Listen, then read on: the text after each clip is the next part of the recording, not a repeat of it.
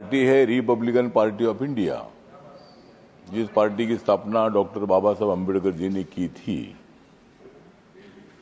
और बाबा साहब अम्बेडकर जी इस सभागृह के मेंबर भी रहे हैं। तो आपके बारे में हमें आदर इसलिए है कि तब हम अपोजिशन में थे, आप सत्ता में थे, और आपकी और अपनी मुलाकात होती रहती थी। आपका स्वभाव बहुत अच्छा था।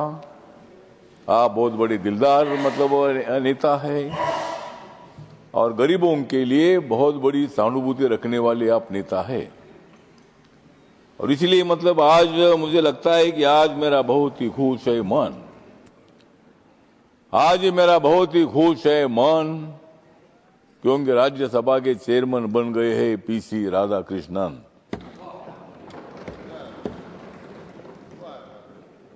इस हाउस के लिए ये है अभिमान का क्षण। इस हाउस के लिए ये अभिमान का क्षण, और मुझे विश्वास है कि आप बहुत ही अच्छा चलाएंगे।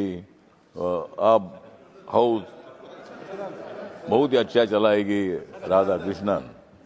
तो आप एक अच्छे आदमी हैं।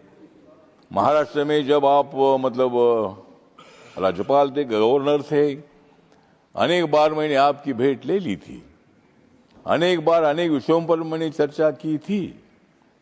और आपके दिल में महाराष्ट्र की जो स्लम में रहने वाले लोग हैं, ऐसे स्लम में रहने वाले लोगों को पक्का मकान मिलना चाहिए, न्याय मिलना चाहिए, भूमिका आपकी हमेशा रही है। मुंबई को सुंदर बनाने के लिए एज ए गवर्नर आपने बहुत ही कदम उठाने का काम किया था। और मुंबई में बाबा साहब अम्बेडकर जी का एक बहुत ही बड़ा मेमोरियल बन रहा है, जहां बाबा साहब अम्बेडकर जी के स्टैचू की ऊंचाई 350 फीट की है। वहां भी आप आकर वहां उसके वो काम चल रहा हो तो आपने देखा था। और लेकिन यहाँ हंगामा होता है, लेकिन थोड़ा थोड़ा होता है, और इस हंगामे को रोकने की जिम्मेदारी आपके ऊपर है। हंगामा होना चाहिए, लेकिन हंगामा जाकर बाहर करो। इधर हंगामा क्या करना है?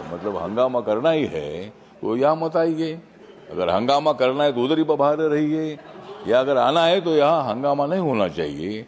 होगा तो थोड़ा थोड़ा होना चाहिए, और 5-10 मिनट हंगामा करके यहाँ काम शुरू होना चाहिए। तो मेरा आपको निवेदन है कि सभी सदस्यों को, ये हमारे सभी मित्र सदस्य है, मल्लिकार्जुन खड़गे साहब के बारे में हमारे सबको आदर है। वो कांग्रेस पार्टी में जरूर है, लेकिन कांग्रेस पार्टी के साथ मेरी अच्छी दोस्ती भी रही है। आज मेरी दोस्ती उनके साथ नहीं है, मेरी दोस्ती नरेंद्र मोदी जी के साथ है। तो राजनीति में दोस्ती कभी होती है, लेकिन हम सब ने मिलकर लोकतंत्र को मजबूत अगर करना है। मुझे लगता है कि देश में खतरे में नहीं है लोकतंत्र। मुझे लगता है कि देश में खतरे में नहीं है लोकतंत्र। ये आपको देना होगा इन लोगों को मंत्र। ये मंत्र, लोकतंत्र कभी खतरे में नहीं आ सकता है। बाबा साहब ने दिया हुआ, या संविधान सभा ने, सेंट्रल हॉल में संविधान सभा ने ये संविधान बनाया। ये कि भाई श्रीलंका, नेपाल और बांग्लादेश का भारत होना चाहिए। उनको यहाँ कोई ऐसा नहीं हो सकता है, यहाँ ऐसा कोई आंदोलन नहीं हो सकता है। या बहुत आंदोलन हुए, खलिस्तान का आंदोलन हुआ है, किसानों का आंदोलन 1 साल भर चलता रहा। हमारा महाराष्ट्र में मराठवाड़ा विश्वविद्यालय को बाबा साहब का नाम देने के लिए 17 साल आंदोलन चला है।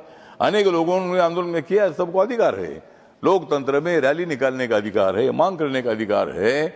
लेकिन यहाँ जब तक बाबा साहब ने दिया हुआ संविधान है, तब तक अपने देश में इसी तरह का अराजक नहीं तैयार हो सकता है। और इसीलिए मुझे लगता है कि हम सब लोगों ने मिलकर संविधान कानून के मुताबिक हमें आगे चलना है।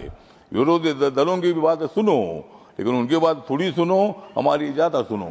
और इसीलिए उनकी भी तो सुनो, सबकी सुनना ही है।